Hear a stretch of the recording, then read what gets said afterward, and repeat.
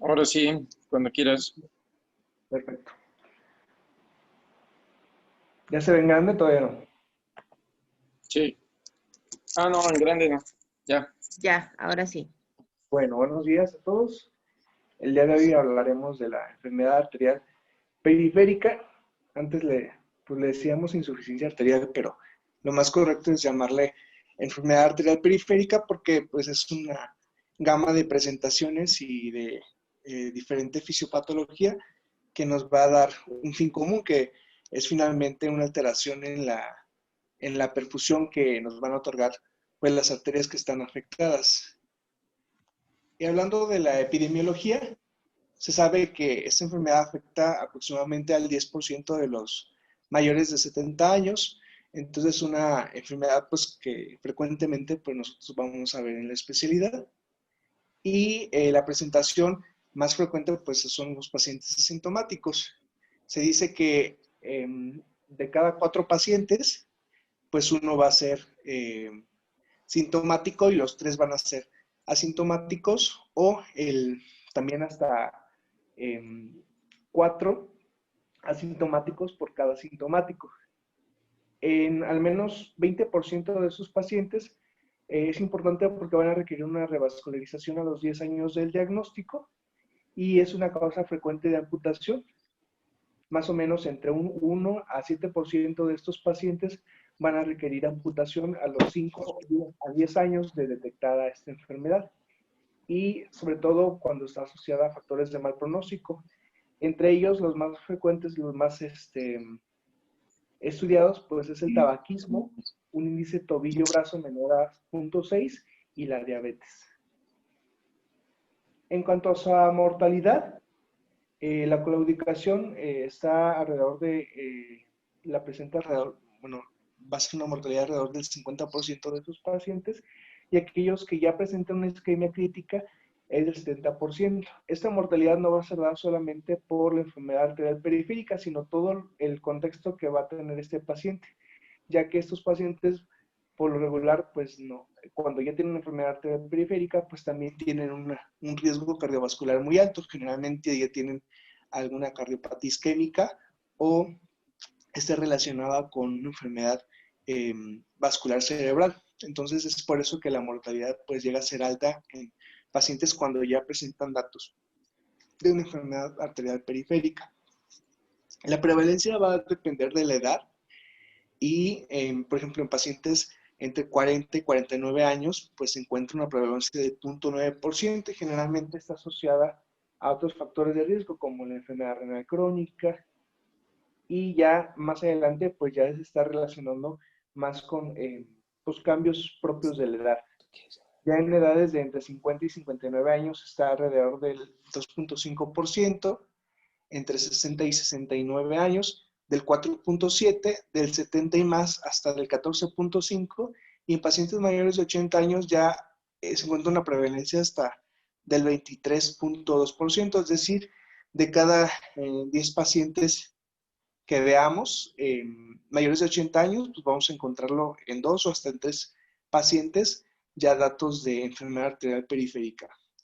Y la incidencia anual vamos a encontrarla también dependiendo de la edad.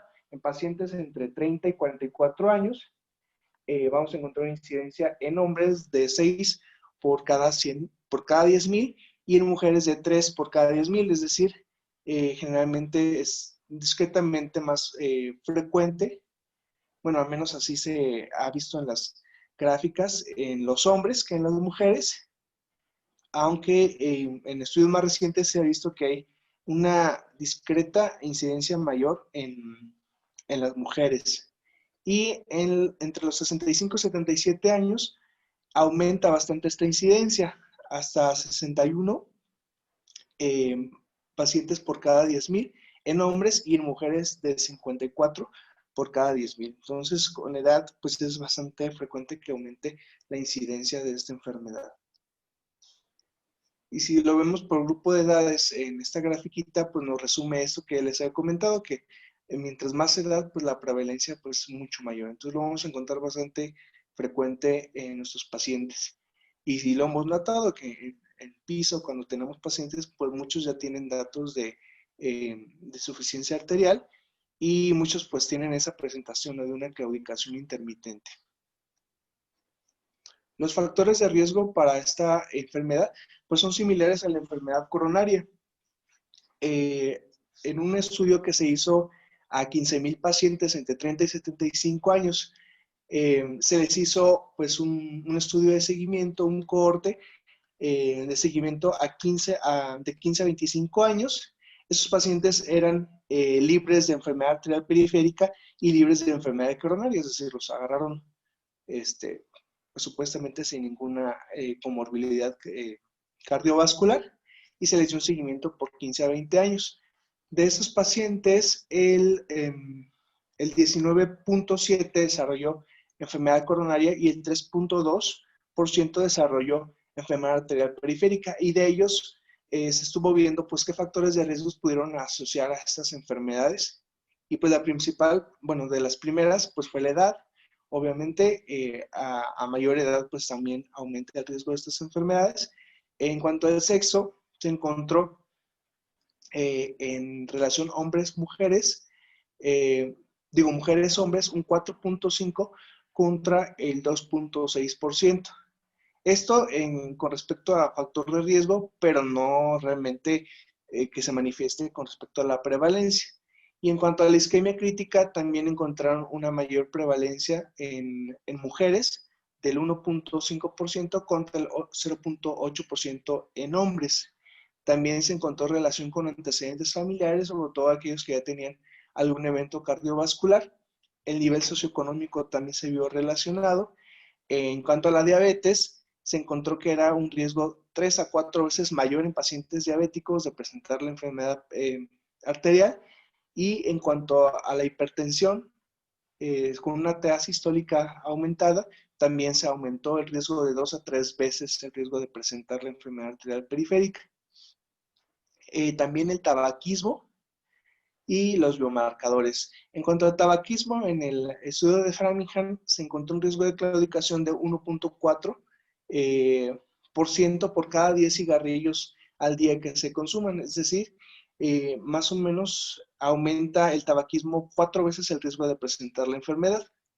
Y también en cuanto a los biomarcadores, se encontraron que el péptido natriurético en el terminal protipo B, el ProBNP, la cotinina, la PCR de alta sensibilidad y la cistatina C son biomarcadores útiles para detectar pues, fases tempranas de la enfermedad arterial periférica. También el colesterol total y el índice de masa corporal.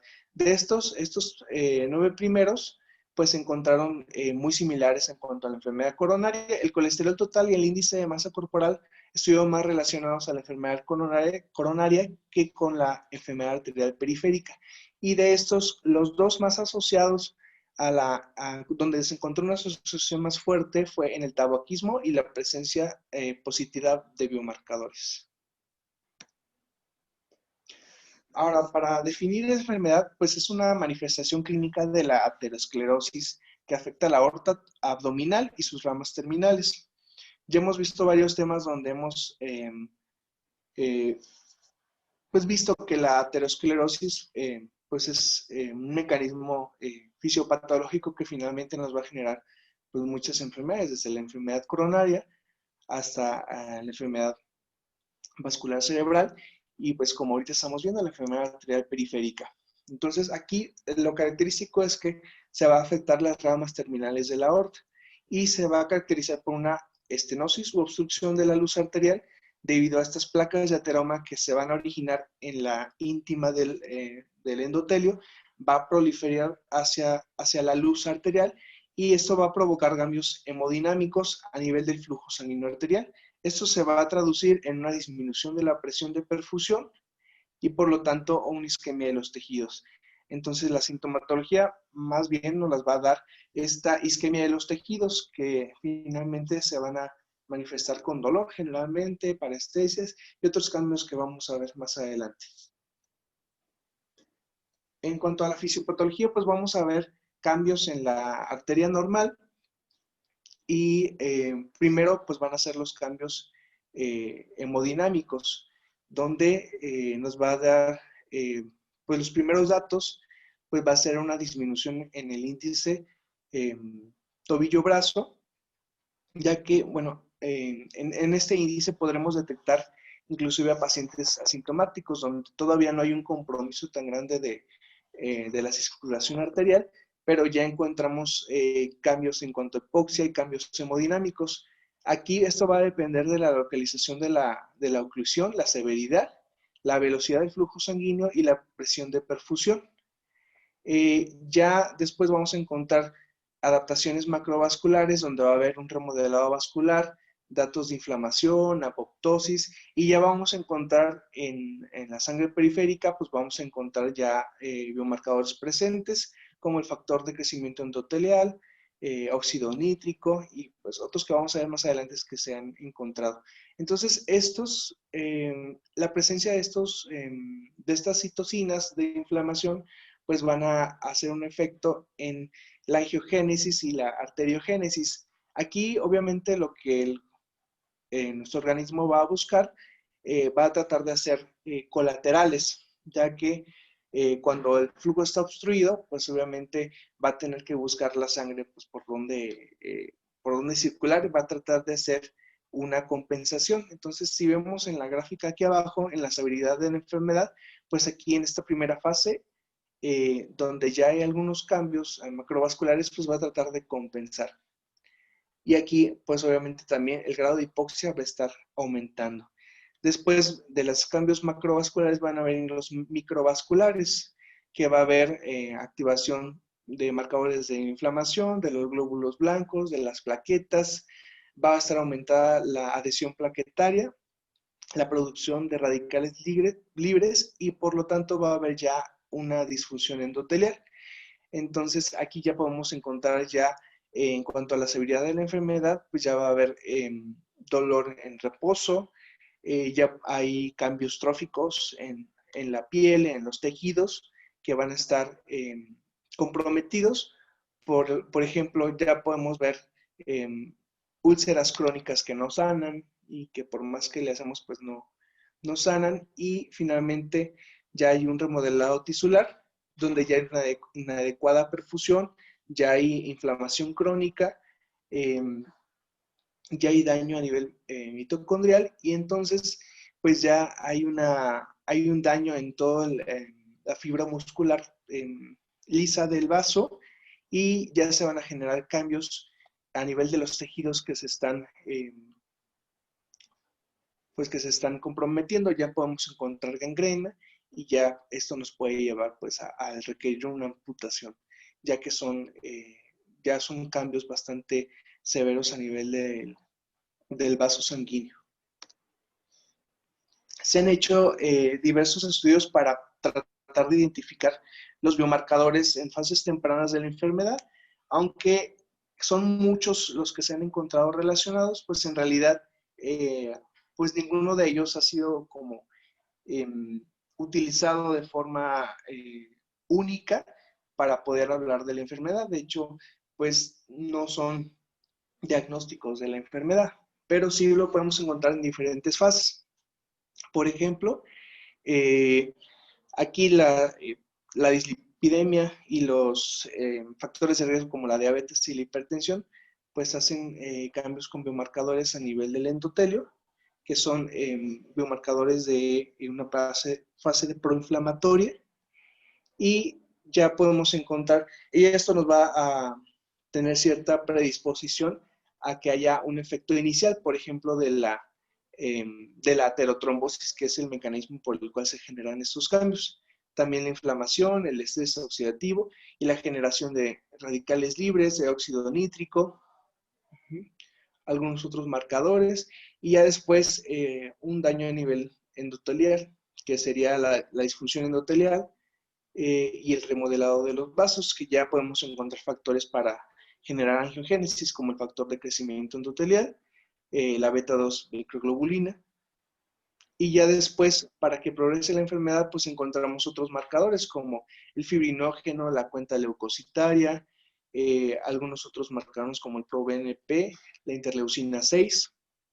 Ya cuando hablamos de una isquemia crítica, podemos encontrar metaloproteinasas, el factor de crecimiento endotelial, y finalmente, ya en fases tardías y severas, pues ya encontramos alterada la función renal, ya el riesgo cardiovascular pues ha dañado otros órganos, ¿no? Obviamente ya el paciente ya tiene cardiopatía isquémica, ya se ha infartado el corazón, ya ha tenido AVCs y ya encontramos muchos más factores biomarcadores circulantes.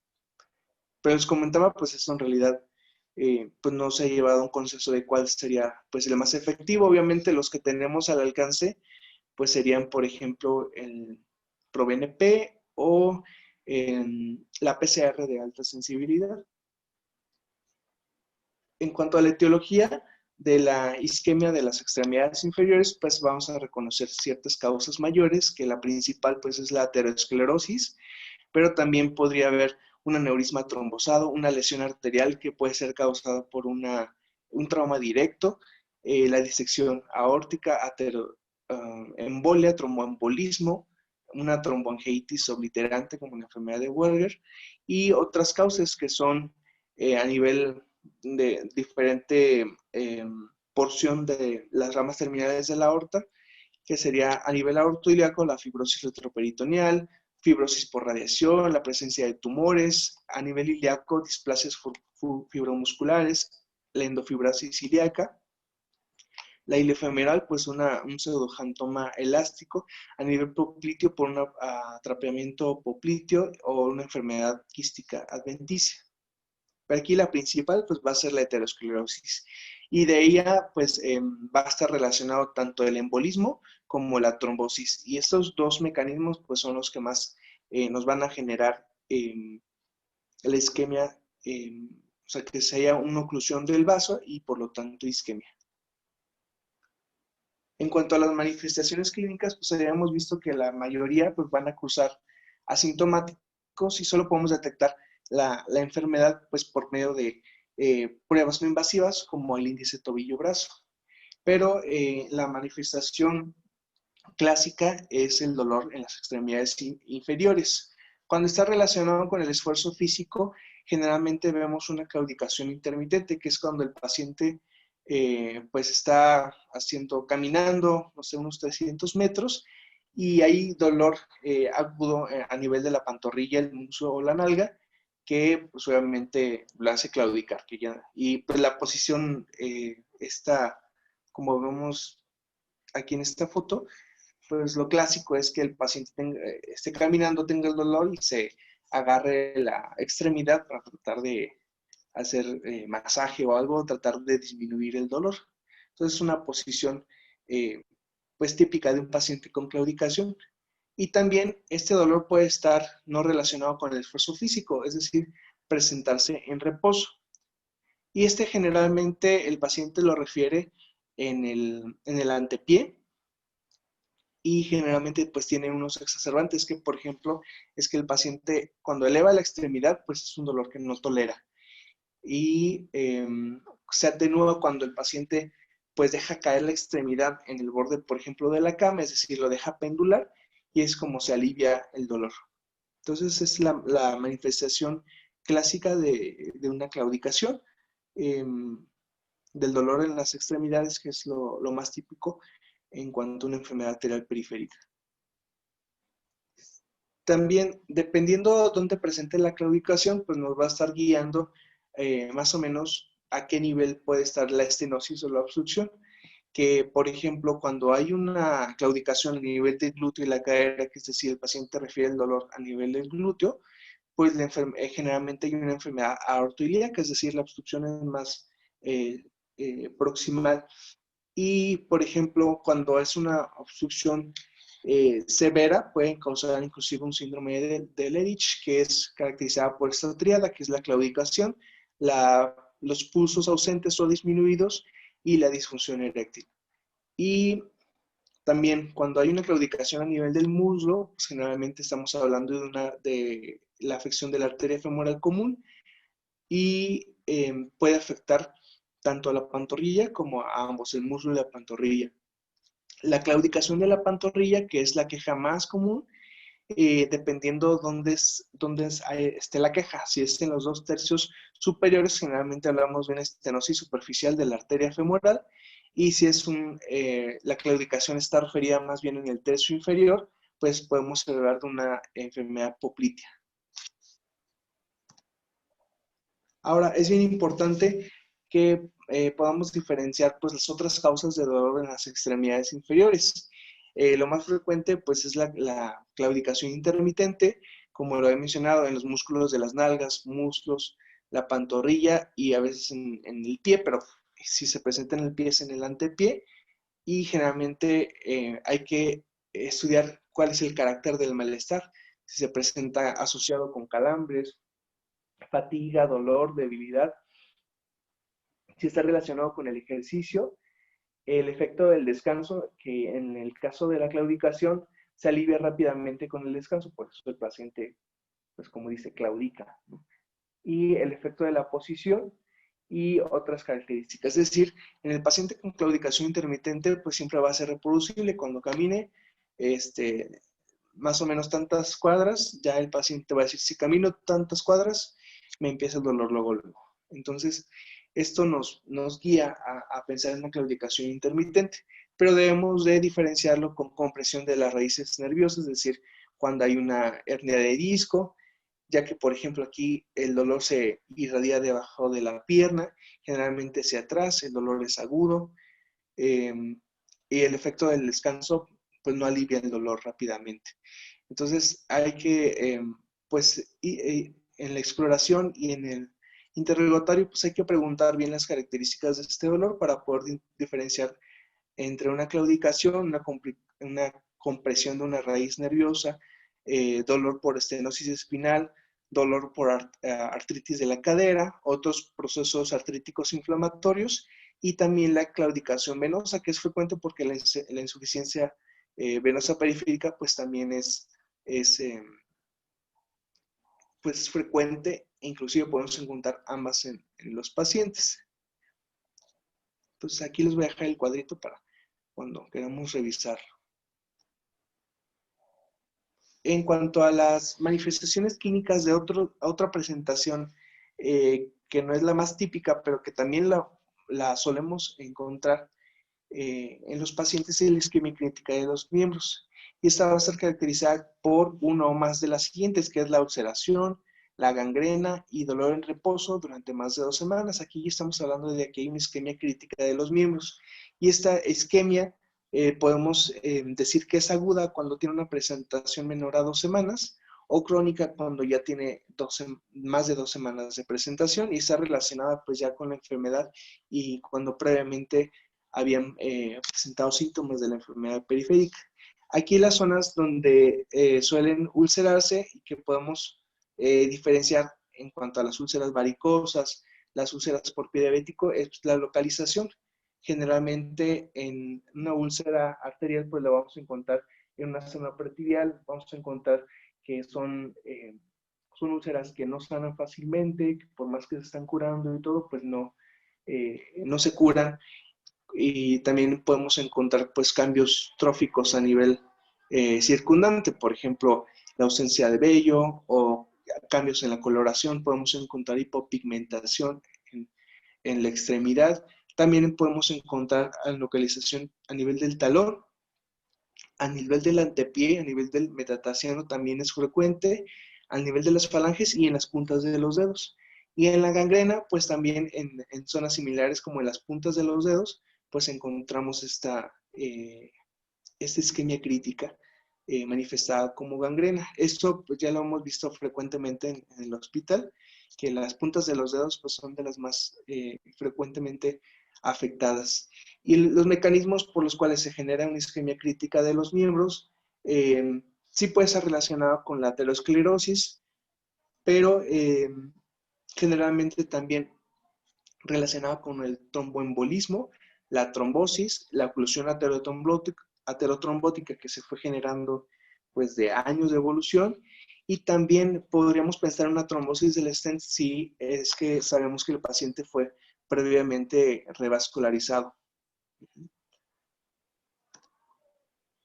En cuanto a las manifestaciones clínicas en isquemia aguda de los miembros, que va a estar también relacionado con esto, la tromboembolia, el embolismo, la trombosis y la estenosis oclusiva por la enfermedad de aterosclerosis.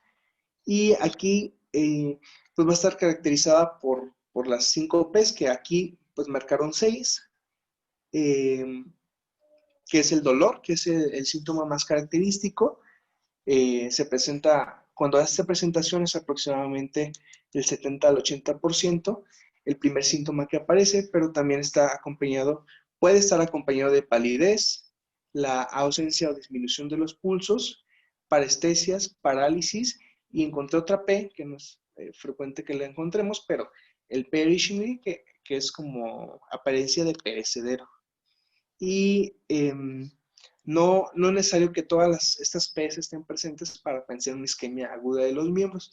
Y esto pues es algo que se debe reconocer rápidamente porque en caso de que la extremidad pues sea salvable, pues tenemos pocas horas para poder pues iniciar el tratamiento, que obviamente si la enfermedad está salvable, pues vamos a recomendar pues un manejo quirúrgico para poder preservar pues la extremidad, aunque muchas veces en el hospital pues ya nos llegan con isquemias de más de 8 horas de evolución y pues en realidad ya la extremidad pues es poco viable.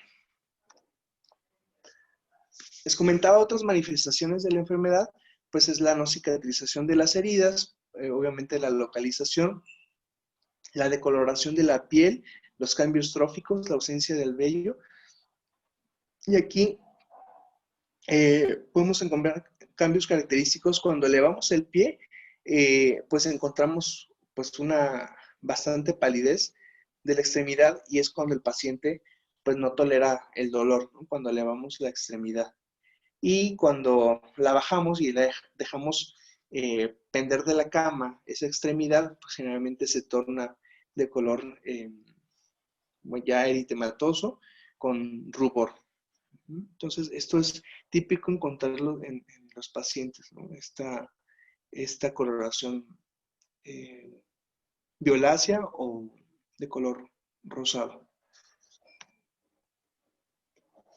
En el examen físico, pues obviamente vamos a ver todos estos cambios en las úlceras, la gangrena y todo eso, pero pues primero debemos de hacer una evaluación cardiovascular, es decir, auscultar bien al paciente, ver si tiene soplos cardíacos, si hay soplos carotidios, una evaluación cardiovascular pues integral. Después, pues incluir los signos vitales completos y en eso debemos incluir la TA y la temperatura de cada extremidad, ya que obviamente la frialdad en alguna extremidad pues nos está hablando de una isquemia crítica y la TA pues va a ser importante para detectar estos cambios hemodinámicos y para poder tomar el índice tobillo-brazo. También la exploración vascular, pues la debemos hacer en el paciente en una posición de decúbito supino, ya que obviamente pues no vamos a poderlo explorar si está de pie, pues es más complicado. Entonces aquí podemos hacer las pruebas para ver también si tolera la elevación del pie, los cambios de localización cuando pendulamos la extremidad. Entonces va a ser importante esta posición para explorar. También vamos a explorar los pulsos, los soplos, una exploración neurológica de las extremidades, ya que obviamente si hay pues una radiculopatía, pues también debemos de identificarlo y saberlo diferenciar de una claudicación.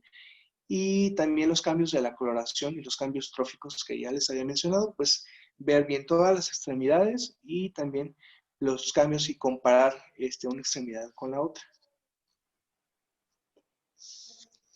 Algunos laboratorios o algunos exámenes pues pueden ayudarnos a guiarnos un poquito.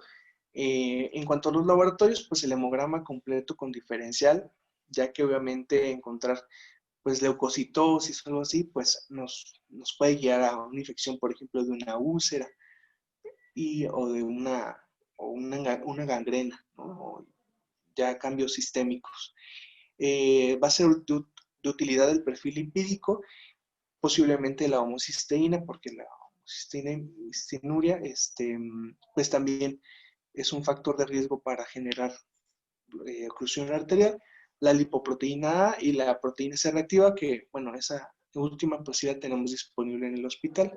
A veces en una radiografía simple, muchas veces nos ha pasado que nos damos cuenta de unas de calcificaciones importantes en las ramas terminales de la aorta abdominal y ya la podemos ver en extremidades o inclusive en una tomografía de forma como hallazgo, pues nos damos cuenta de calcificaciones importantes. Aquí en esta radiografía, que es de la tibia del peroné, encontramos la calcificación de la rama de la arteria poplitea en esta radiografía.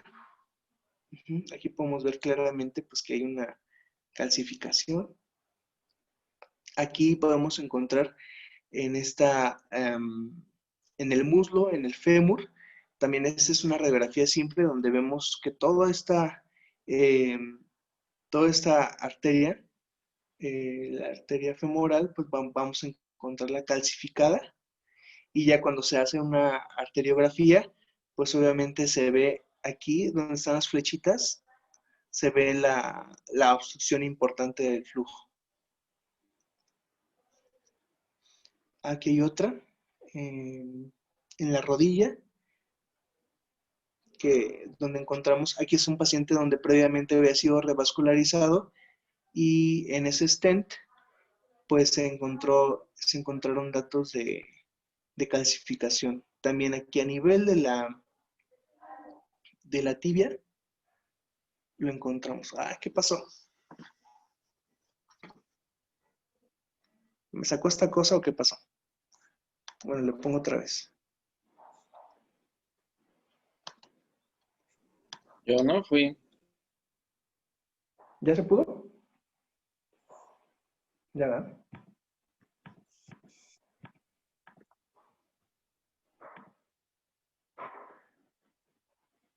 Ok. Y bueno, ya como pruebas diagnósticas, pues en primer lugar se recomiendan las que no son invasivas y de los más sencillos que podemos realizar es el índice tobillo-brazo, ya que pues ese índice pues de 0.9 o por debajo pues es diagnóstica de una enfermedad arterial periférica. Aquí por eso la importancia de tomar pues la TA en las 4 extremidades de preferencia y pues siempre pues incluirlo en una evaluación vascular, el índice tobillo-brazo. Aquí nosotros tenemos que, vamos a ocupar el esfigmomanómetro y debemos utilizar una sonda Doppler para poder identificar cuando ya no vamos a escuchar el flujo sanguíneo, que es cuando nos va a marcar la TA sistólica.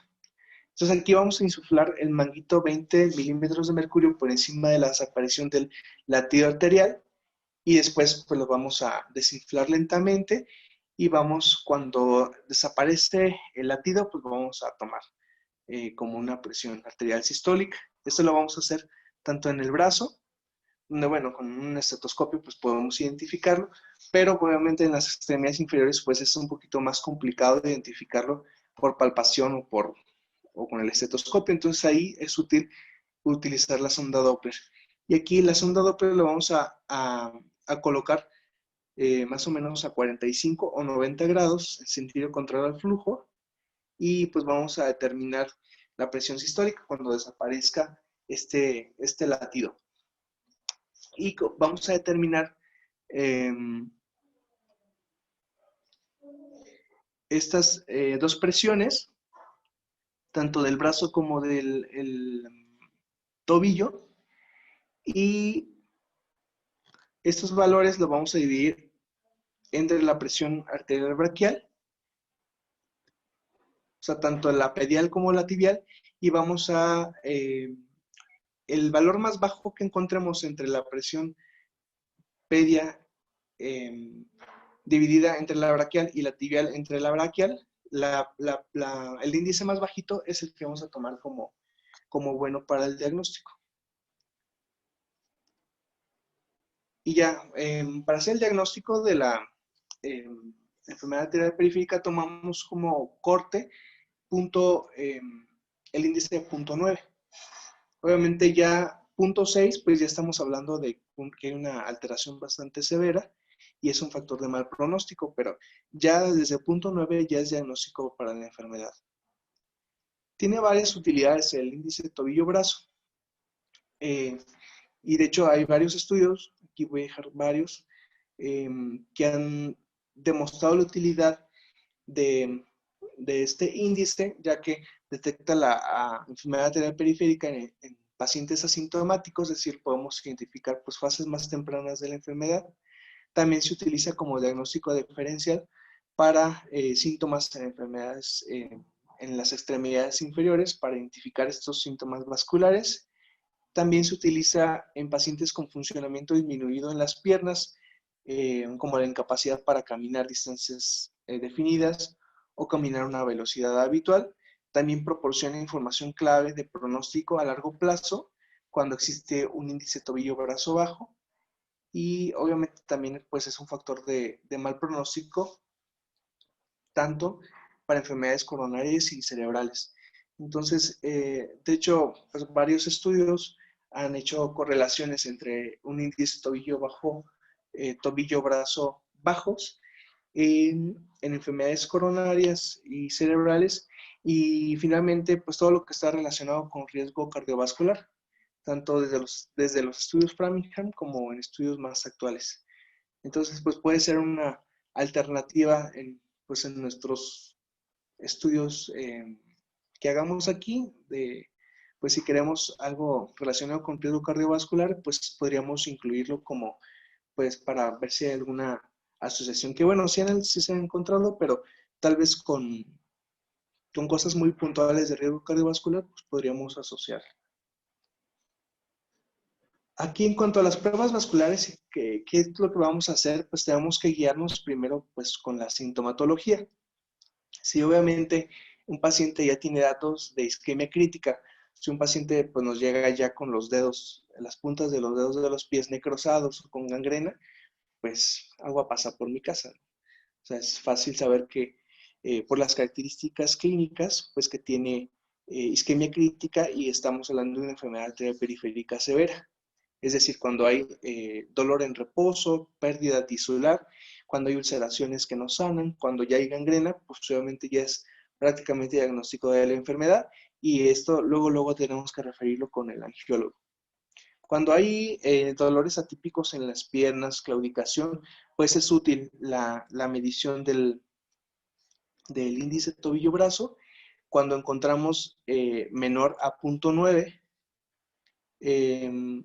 pues ya debemos de derivar al paciente con el especialista vascular y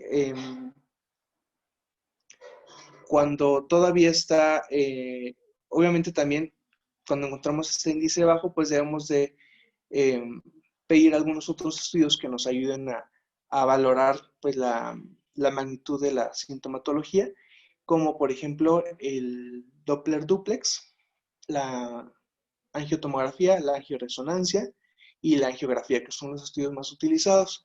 Cuando encontramos que está el índice entre 0.9 y 1.3, lo recomendable es hacer una prueba de esfuerzo, ya que también es diagnóstica si es que con la prueba de esfuerzo hay una disminución de más del 20 o más por ciento en cuanto al índice tobillo-brazo. Entonces esto va a ser anormal y lo normal sería que no haya ningún cambio en el índice tobillo-brazo después de la prueba con el ejercicio.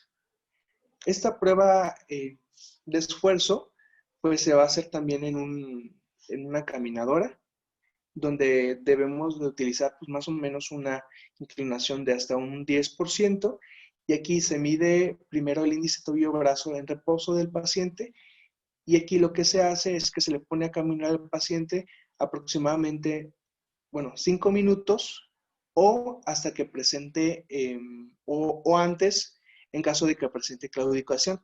En ese momento, pues se baja de la caminadora y se vuelve a tomar el índice tobillo-brazo. Y lo normal, y que va a ser diagnóstico de la enfermedad, es que haya una disminución del 20 o más del índice tobillo-brazo. De las otras pruebas de imagen vascular que van a ser de utilidad, pues es el ultrasonido Doppler duplex. Este va a ser de utilidad porque va a diagnosticar la localización y el grado de estenosis. Es útil para seleccionar a pacientes candidatos a una terapia endovascular, el tratamiento quirúrgico o selección de tipos para derivación. Estos estudios nos van a ser de utilidad porque van a identificar si la imagen es característica de un émbolo o si es un trombo o también si hay afectación a nivel endovascular, es decir, si hay una placa de ateroma que esté pues bastante adherida, ya que obviamente pues una placa de ateroma bien adherida a la pared pues no va a ser candidato, por ejemplo, a una embolectomía. También es útil en la vigilancia posoperatoria de una derivación y pues esa en realidad no va a ser útil ni va a estar indicada en pacientes que tienen un índice tobillo-brazo normal después del ejercicio, porque pues no tienen la enfermedad, pues no sería útil. Aquí en esta imagen del ultrasonido, este Doppler pues va a ser útil ya que también nos va a mostrar las ondas de resistencia que pues van a ser características, van a tener ciertas características dependiendo la oclusión de los segmentos. Entonces, por ejemplo, en esta imagen nos muestra cómo son picudas antes de la oclusión por aumento de la regurgitación de la resistencia y por sustitutivo, como disminuye la resistencia después de la obstrucción, pues las ondas vamos a encontrarlas disminuidas. Aquí la angiografía, pues es una de las pruebas que son útiles para diagnóstico, ya que tienen una sensibilidad de hasta el 94%, pero pues va a detectar solamente cuando hay estenosis menores del 50%. Esta va a ser útil para una evaluación previa a una revascularización, aunque también ya encontramos angiografías con sustracción digital que proveen pues más detalle del grado de estenosis. Hay que tener ciertas consideraciones, ya que obviamente es una prueba que utiliza contraste y pacientes con enfermedad renal crónica que no requieren sustitución, pues va a ser requerida pues una adecuada hidratación y en pacientes con creatinina por debajo de pues menor a 2 miligramos por decilitro, pues sí se recomienda pues la hidratación y la utilización de N-acetilcisteína. También la angiotaquia y la angioresonancia son de utilidad, ya que permiten pues mayor detalle de las lesiones y todo el trayecto vascular. Y en cuanto a la angiotomografía, pues va a dar una resolución de 0.5 a 0.6 milímetros. La arteriografía, pues la resolución es menor, que es de 0.3 milímetros. Y también utiliza pues menos radiación que la arteriografía, entonces esta sería también una ventaja sobre la arteriografía. Tiene una sensibilidad entre el 95 y 97% y especificidad entre el 91 y 98%. Entonces estas imágenes de la izquierda, pues esa angiotomografía con una, ¿cómo le llama? O sea, cuando ya está una reconstrucción digital. Y en esta imagen de la derecha podemos encontrar la angioresonancia, que es la que más detalle va a ofrecer sobre las imágenes. Aquí podemos encontrar a nivel femoral, a nivel aortoiliaco, a nivel femoral y aquí a nivel de los pies. Y en cuanto al valor diagnóstico, de acuerdo con las pruebas, la pletismografía, que es pues solamente pues, las pruebas con la presión, pues ofrecen una sensibilidad hasta el 71%, que es mucho mayor en el duplex, que es hasta del 88%, la resonancia una sensibilidad hasta el 97% y la tomografía el 91%. Entonces, obviamente, la resonancia magnética es la que mayor sensibilidad y especificidad pues, nos va a otorgar sobre la localización y el grado de estenosis de las lesiones. Y bueno, también en cuanto al tiempo, pues la tomografía pues, es mucho más rápida hacerla que una resonancia, pero pues también son útiles. En cuanto a las etapas de Fontaine y las categorías de Rutherford, aquí pues nos vamos a guiar pues sobre la clínica y es como podemos pues reportar pues un grado de claudicación.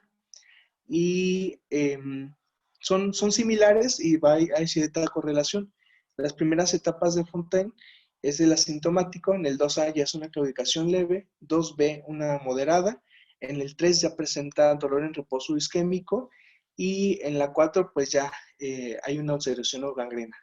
La mayoría de los pacientes hospitalizados que hemos visto pues ya nos llegan en etapas 3 o 4.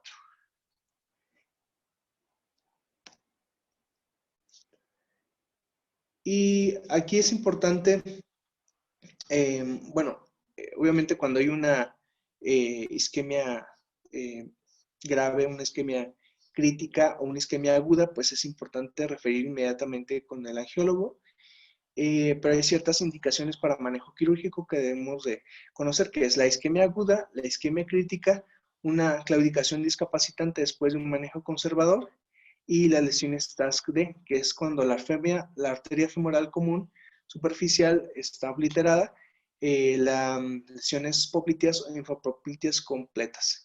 Entonces, las lesiones TASC, bueno, la clasificación TASC es una clasificación que usan los angiólogos para ver pues el grado de estenosis. Entonces, pues ya eso ellos lo van a utilizar.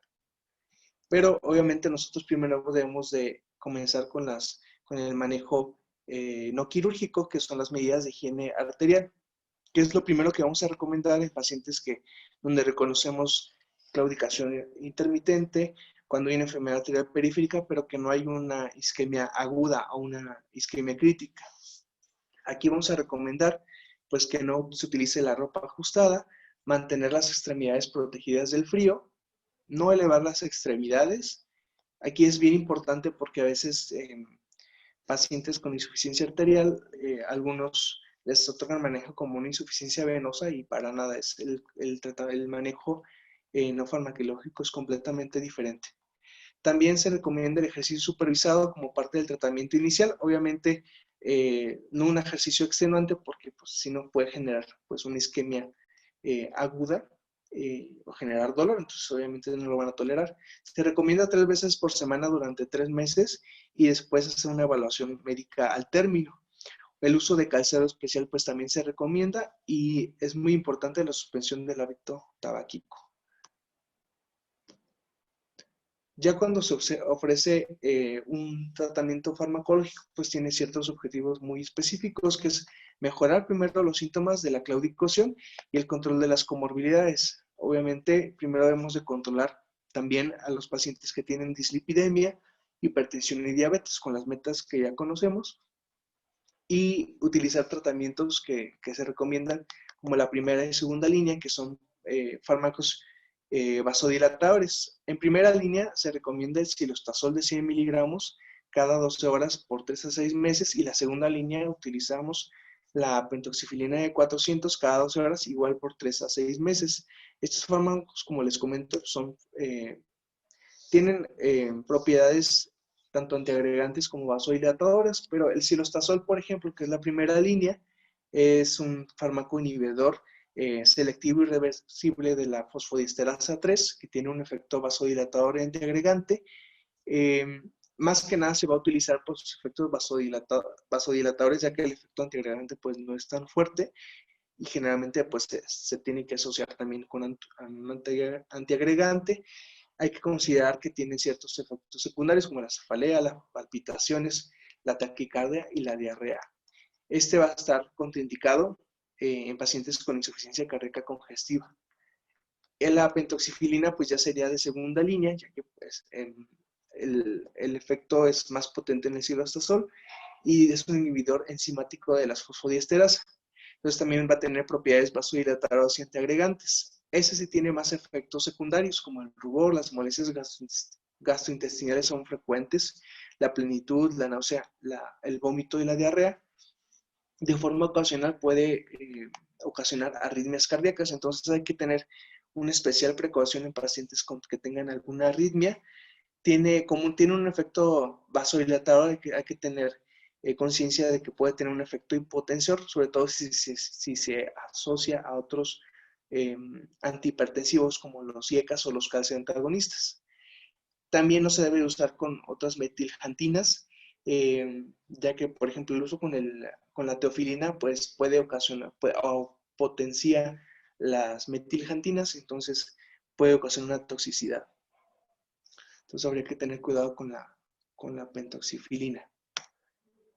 En cuanto a la antiagregación, está recomendada en pacientes sintomáticos que ya tienen claudicación, y en pacientes asintomáticos, pues tendríamos que individualizar cada caso, ya que generalmente pues, son pacientes que tienen también riesgo cardiovascular y que podrían beneficiarse de un tratamiento antiagregante. En cuanto al ácido acetilsalicílico, se recomienda entre 80 a 150 miligramos día, y el clopidogrel 75 miligramos día. Se hizo un estudio para valorar, pues obviamente, qué sería lo mejor utilizar, el ácido acetilsalicílico o el clopidogrel, y se encontró que con respecto a la aspirina en efectos cardiovasculares, el clopidogrel era superior, con una disminución del 8.7% de riesgo relativo, y ya cuando se utilizó, esto de forma general en eventos cardiovasculares, pero ya en cuanto a la enfermedad arterial periférica, pues es mucho mayor, es decir, hasta una disminución del 23.8% de riesgo relativo con respecto al ácido acetilsalicílico. Aquí no se recomienda la antiagregación dual, a menos que haya una indicación, es decir, que el paciente además tenga un stent, o que haya una indicación específica con alguna otra comorbilidad y no específicamente con respecto a la enfermedad arterial periférica.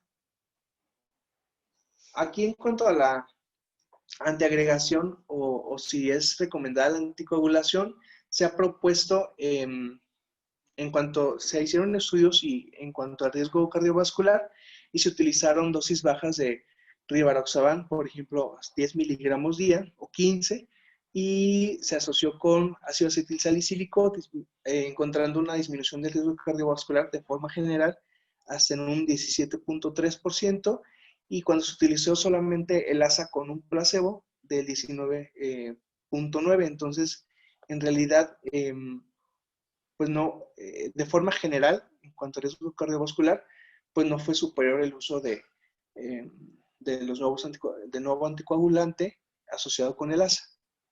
Pero sí, en cuanto a la isquemia aguda, sí hubo beneficio el uso de rivaroxaban a dosis bajas, ya que en estos mismos pacientes, el que hubieran presentado una isquemia aguda en el contexto de la enfermedad periférica arterial fue de un 5.2% con respecto a los que solamente utilizaron ácido acetilsalicílico, que fue del 7.8%. O sea, fue pues más elevada la incidencia de la isquemia aguda en estos pacientes. Pero obviamente sí se tuvo que considerar el sangrado, ya que cuando se utilizó placebo fue de 1.9% del riesgo, a diferencia del uso de rivaroxaban, que fue del 2.7%. Entonces, el uso de la anticoagulación en realidad pues es todavía un tema controversial solamente en el contexto de la enfermedad arterial periférica.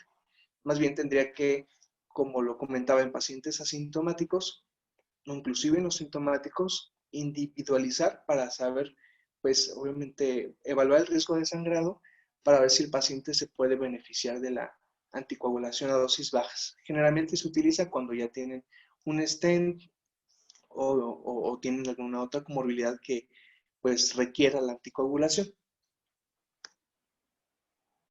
En cuanto al tratamiento quirúrgico, pues habría que considerar si la presentación... esperen un tantito, que se me está acabando la pila.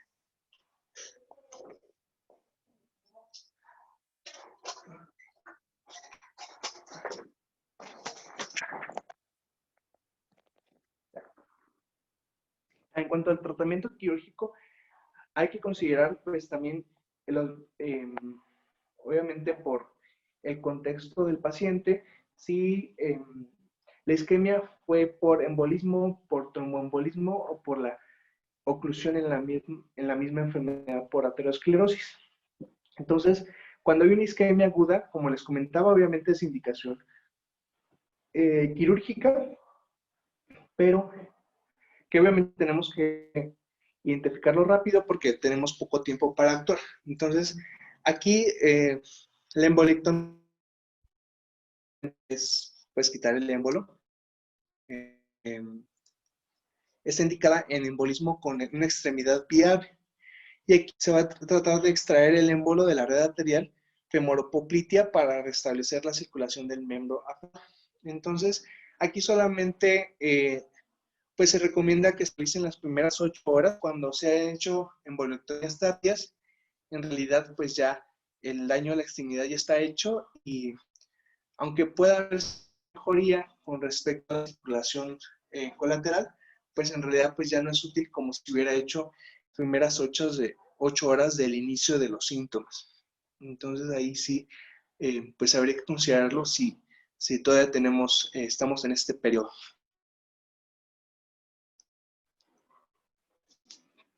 Si hay una isquemia por trombosis, el tratamiento quirúrgico es muy bueno. Cuando hay una solamente entonces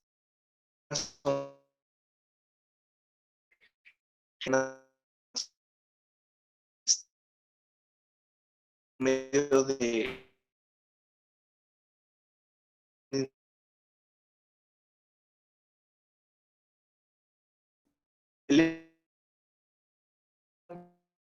generalmente el PAS, que es de la tromboendarterectomía, pues lo que tratan es quitar la placa de ateroma por medio de un procedimiento quirúrgico abierto.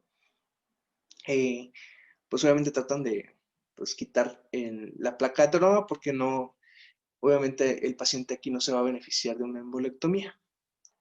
También existe la tromectomía con sonda de Fogarty, que es por medio de una terapia endovascular, pues entran con la sonda y pueden dejar un stent. Y esto obviamente va a ser útil si no existen alteraciones de la pared arterial, ya que si la pared arterial pues está dañada, si hay una placa de ateroma muy grande o si hay una calcificación grande, pues no, con la sonda, pues no van a reparar, entonces requieren cirugías abiertas, bueno, reparadoras, ¿verdad? Entonces aquí generalmente ya utilizan injertos o hacen un bypass. Obviamente también el trauma vascular, que no es algo que vayamos a ver nosotros, pero sí tenemos que pues, conocerlo, ya que es una de las causas frecuentes que causen una isquemia aguda. Aquí el objetivo del tratamiento, que tiene que ser quirúrgico, es cohibir la hemorragia y restablecer la continuidad del flujo sanguíneo. Y aquí, pues obviamente el cirujano va a tener que valorar las lesiones y valorar si el paciente es candidato a una reconstrucción o si ya el miembro va a tener que ser amputado por no ser viable.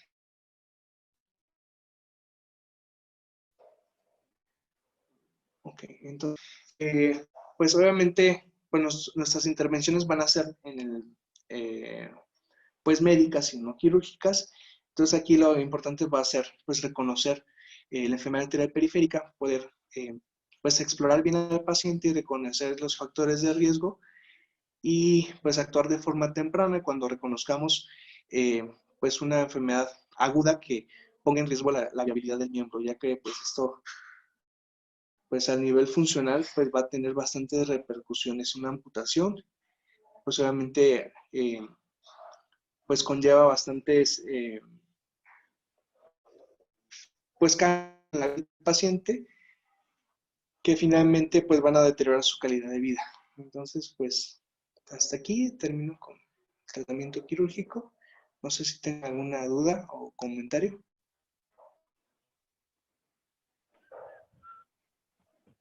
Hola, hola. ¿Sí me oyen? Sí. Hola.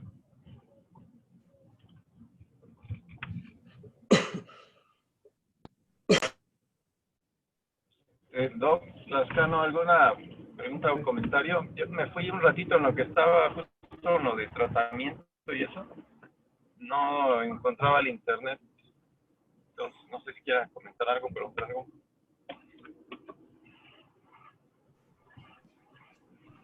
Oh. Estuvo muy bien, Jorge. Oye, ¿cuándo?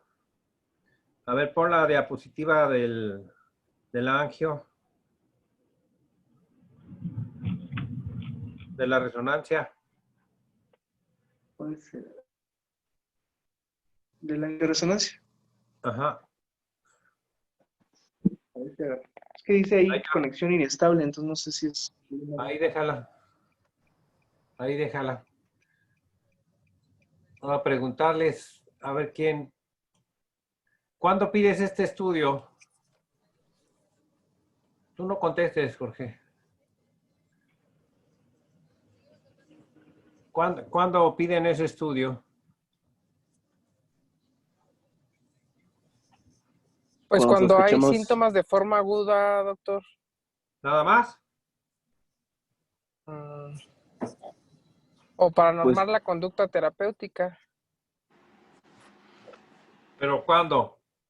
Pues por ejemplo, Nada un más paciente cuando que tenemos, no, un paciente que tenemos, que llega, que de forma súbita presenta dolor, que hay ausencia o disminución de los pulsos, que hay cambios de coloración, pues yo la indicaría en ese momento. Sería una de las indicaciones. La realización del estudio. Entonces, entiendo que tú nada más la solicitas para un paciente con un ataque agudo. Menos de 2 semanas. Pues sí, o en alguien que a lo mejor no tiene algún proceso agudo, pero que empieza con alguna sintomatología o que únicamente tiene claudicación, pues lo pudiéramos también solicitar. O sea, que únicamente tiene dolor, pues lo pudiéramos solicitar. Ok. Bien, ¿alguien más? Yo creo, Doc, que es cuando sospechas de afección en muchos lados, porque aquí tienes una vista panorámica, entonces a lo mejor si sospechas que hay afección en varias partes del cuerpo, pues sería una indicación. Una afección más proximal, aortoilíaca, por ejemplo, que sospechemos una insuficiencia bilateral aortoilíaca. Bueno, la siguiente, ahorita nos contesta Jorge. La siguiente pregunta sería ¿qué pasó? ¿Ya se fueron o qué? No, aquí seguimos. Ah, No. ¿Pero Jorge se fue o qué? ¿Sí, verdad?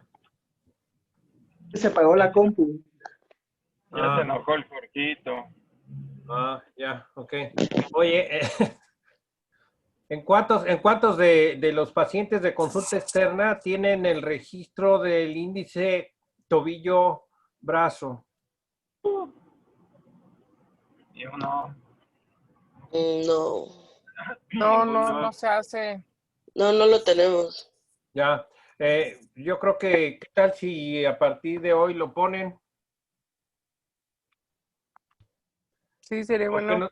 mira, es que nosotros vemos muchos pacientes diabéticos, por ejemplo, que tienen insuficiencia arterial crónica, también tienen insuficiencia venosa, también tienen neuropatía. Y para acabarla, hay algunos, sobre todo, que tienen aplastamientos vertebrales por osteoporosis y también puede coexistir, entonces, el dolor radicular, digamos. Entonces, no sabes a quién irle, ¿no? O qué tratar. ¿O ustedes sí lo tienen bien claro? ¿Cómo hacen la diferencia o cómo, en caso de que tengas una insuficiencia venosa, una insuficiencia arterial o un problema radicular, la tabla que había puesto Jorge estaba muy buena, pero a veces coexisten todos. A veces tienes de todo, ¿no? Entonces, ¿se justifica hacer ese tipo de estudios, Jorge, en la resonancia antes del episodio agudo o ya nada más con el episodio agudo?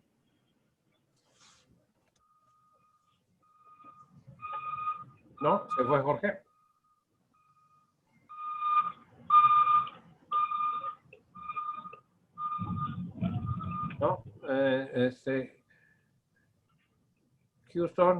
Houston, aquí base. Pues no, yo creo que ahí se fue Jorge. No, estoy solito. Bueno, ya, No, ya. aquí estamos. Ah, yo creo que ya estaba solito. Está poniendo la compu. Ya se cortó la comunicación con Houston. Ya está todo. Ya estoy pelas. ¿Qué pasó, Jorge? Ya, es que se apagó la compu y apenas se pudo prender. Ok, pero ¿sí oíste lo que estaba diciendo? ¿Cuándo pides la resonancia? Pues que la resonancia tendría más resolución. Entonces, Sí, por eso, pero ¿cuándo la pides? ¿El tiempo? ¿Cuándo? ¿En pacientes agudos o crónicos? no, tendría que ser en crónicos. En Es crónico. que en agudos, por ejemplo, en una isquemia aguda solo tenemos 8 horas para hacerle Eso es. algo para salvarle la extremidad. Bien, Entonces, aquí- entonces a lo que quiero llegar es ¿cuándo haces el diagnóstico de insuficiencia arterial que obligue a pedir una resonancia, una angioresonancia para tratar de darle tratamiento oportuno antes de que llegue y lo puedas inclusive amputar?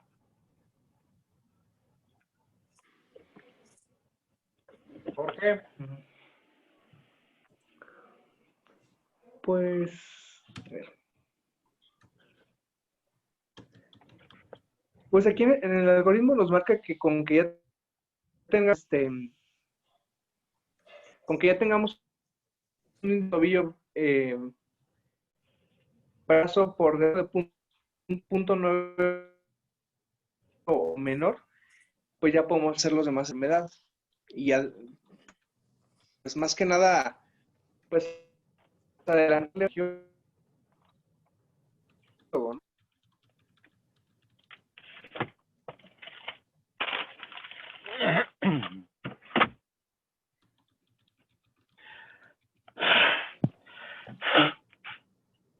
¿No me escuchó? Yo no oí casi.